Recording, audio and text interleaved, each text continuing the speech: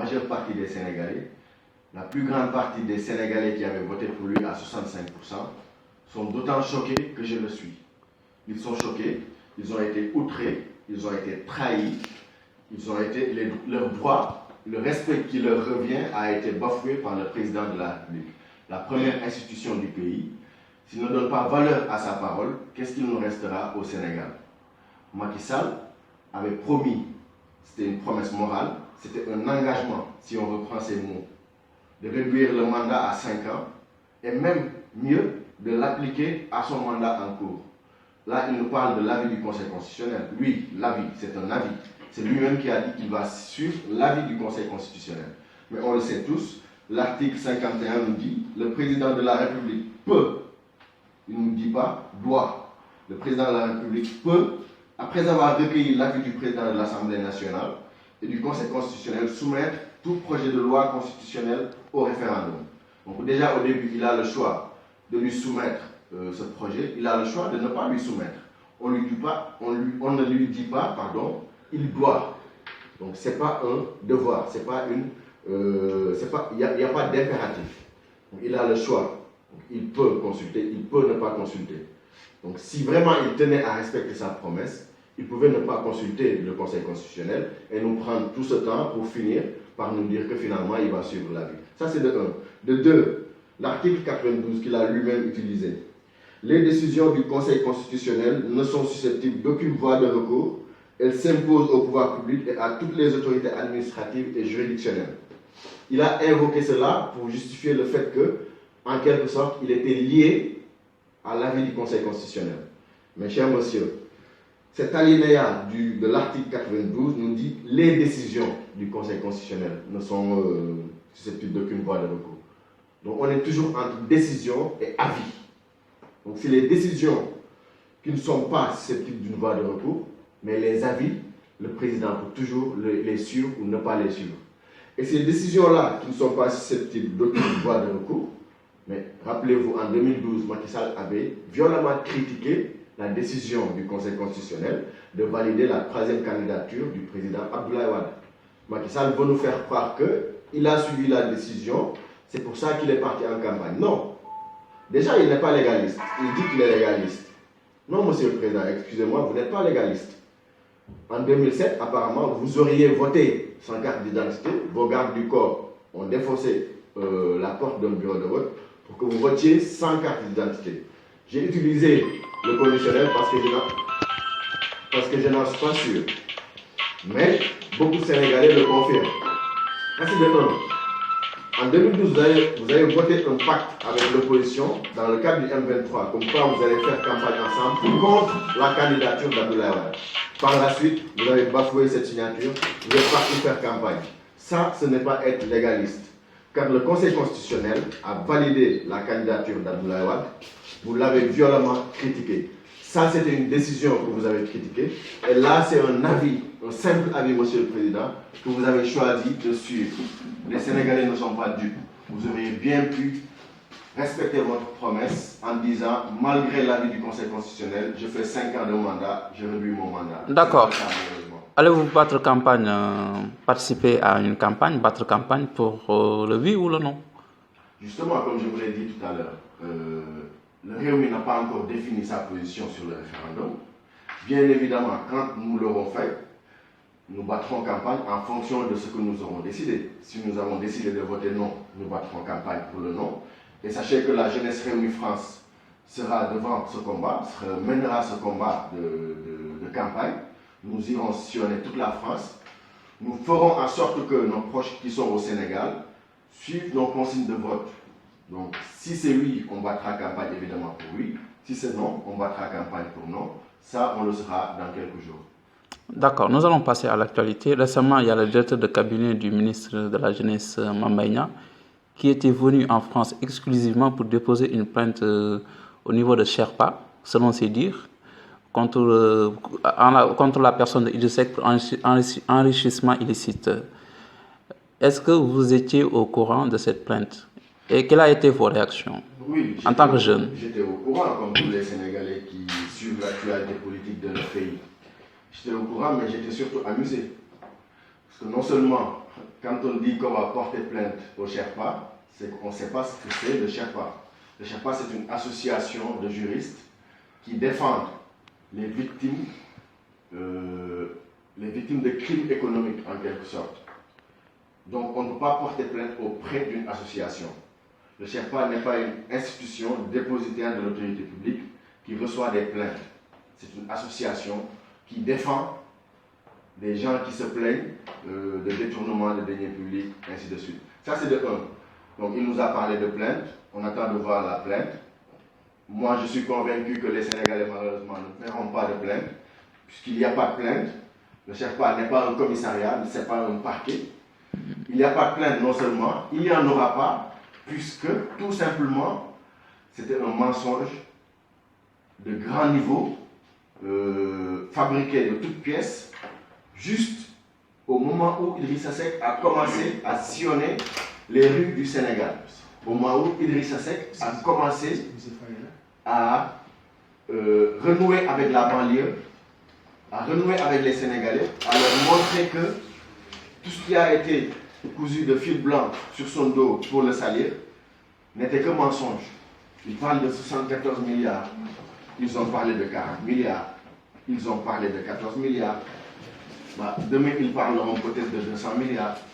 Mais le problème, c'est que nous, jusqu'à l'extinction du soleil, nous attendons qu'ils nous apportent des preuves palpables et nous attendons qu'ils portent plainte d'ailleurs, pour que ça soit clair devant la justice. Il y a eu des plaintes par le passé, n'oubliez pas. Et pendant 5 ans d'enquête, le principal accusateur qui était Abdoulaye Wade a démenti, a blanchi Idrissa Seck à la télé, mais également la justice sénégalaise, après 5 ans d'enquête, 5 ans de commission rogatoire, a fini par blanchir totalement Idrissa Seck. Donc des plaintes encore, nous voulons qu'il y en ait davantage. Mais des vraies plaintes, pas des plaintes au Sherpa, dans une association, des vraies plaintes, pourquoi pas à la CREI. Ils ont monté la CREI, on a vu ce qui s'est passé avec l'histoire de Karim Wade. Une mascarade judiciaire. Nous voulons qu'ils utilisent la CREI, s'ils ont quelque chose à nous reprocher, qu'ils utilisent la CREI et qu'ils poursuivent Idrissa Seck. Ils ne doivent pas manipuler les Sénégalais, venir en France pour du tourisme, pour ensuite dire qu'on a porté plainte auprès d'une association. C'est indigne de considération. Platon disait ceci, je le cite. La politique sans éthique n'est que vulgaire technique de manipulation des masses. Qu'ils arrêtent ces manipulations car les Sénégalais ne sont plus libres. D'accord. Idrissa Seck est dans la banlieue. Ici, on la banlieue. A-t-il changé de stratégie par rapport à ce qui se disait en sa personne, qu'il était trop introverti, il ne se rapprochait pas des populations? C'est une campagne déguisée ou pas? Ce n'est pas une campagne déguisée.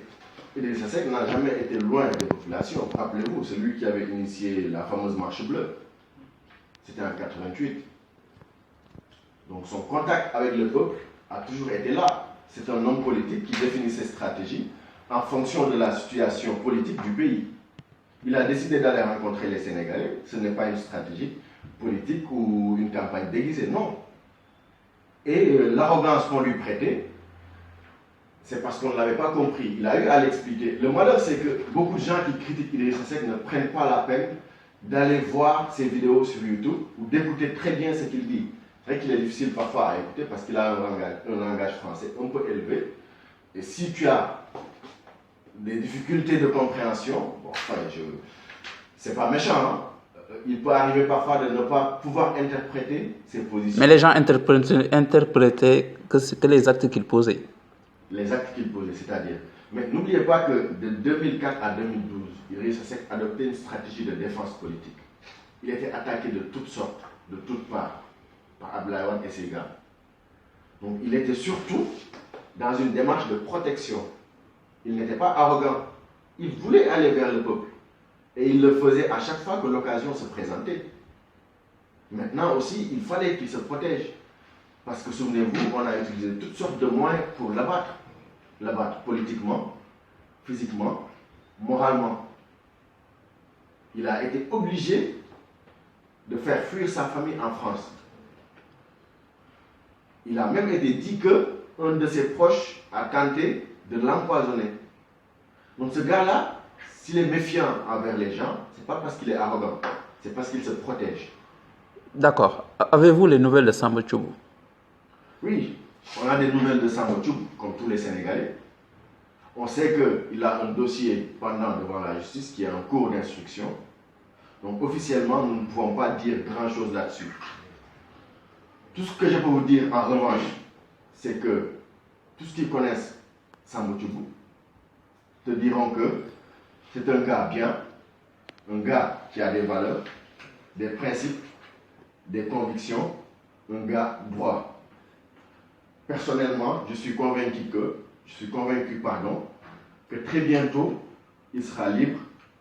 Très bientôt, la vérité va jaillir comme une fleur qui éclot au premier jour du printemps. D'accord. Il est blanc comme neige. D'accord. À mon avis.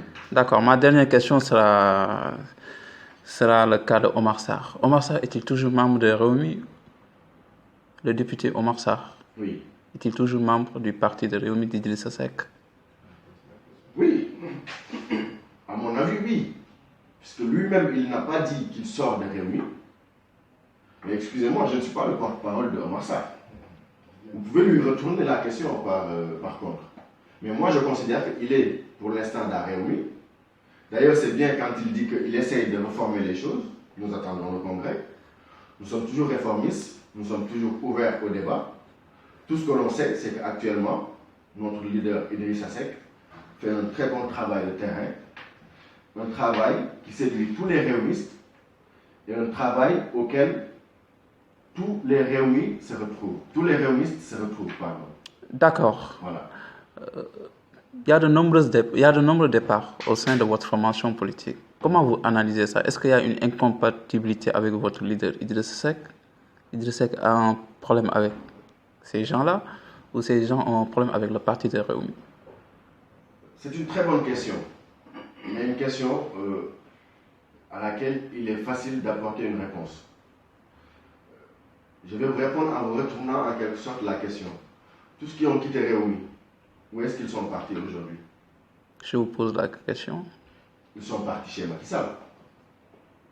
Nulle part ailleurs. Donc peut-être ça s'explique. Autrement dit, vous les considérez comme des transfuges? Non, c'est vous qui le dites. Non. Tout ce que je sais, c'est que ceux qui ont quitté Rewmi, ils sont partis chez Macky Sall. On peut se poser la question de savoir si ces gens-là veulent leur part du gâteau ou il y a un réel motif de départ. Mais en revanche, je vais vous dire une chose. Il faut respecter la pléthore de militants qui n'arrêtent pas d'adhérer Rewmi. On a enregistré des milliers d'adhésions. Moi, je veux plus accorder de l'importance à ces gens-là qui croient en Idrissa Seck. Des gens qui se disent, ah, finalement, on s'est trompé en 2012, on veut corriger notre erreur en 2019. Actuellement, on parle de 2019. On veut corriger notre erreur en 2019. Ces gens-là, ils viennent intégrer le Rewmi en masse. En France, on n'arrête pas de monter des sections. On en a monté 17. La semaine prochaine, on va monter une section. Les gens nous appellent de partout pour intégrer Rewmi. C'est parce qu'ils ont fini par comprendre tout simplement qu'il y avait beaucoup de mensonges sur Idrissa Seck et que, de par ses réalisations et ses capacités, qui ne sont pas les mêmes que l'actuel président, il sera un très bon président, redresseur du Sénégal. Et dernière chose que je vais dire sur ces départs, je vais le dire aux Sénégalais, il faut qu'ils le sachent, je ne vais pas citer de nom, je ne suis pas là pour ça. Beaucoup de ces gens qui ont quitté Rewmi, lors du deuxième tour de l'élection présidentielle, ces gens-là mettaient la pression sur Idrissa Seck pour qu'il soutienne Abdoulaye Wade. Et aujourd'hui, ils sont partis chez Macky Sall. C'est quand même grave. Ça veut dire qu'il n'y a plus aucune conviction chez ces gens-là. D'accord. Ça veut dire que ils cherchent à toujours se mettre du bon côté, en quelque sorte. S'ils voient que ça tend vers là, ils sont là-bas. S'ils voient que ça change, ils changent de discours, ils cherchent Idrissa Seck. C'est des transhumants, c'est ça que vous voulez dire? Des transhumants, oui, ou peut-être des opportunistes, je ne sais pas. Je laisse aux Sénégalais le choix d'apprécier. D'accord. M. Ba Daouda, je rappelle que vous êtes le responsable des jeunes de Rewmi France. Dakar Matin vous remercie de cette interview. C'est moi qui vous remercie, monsieur. Bonne fin de journée à vous. Merci.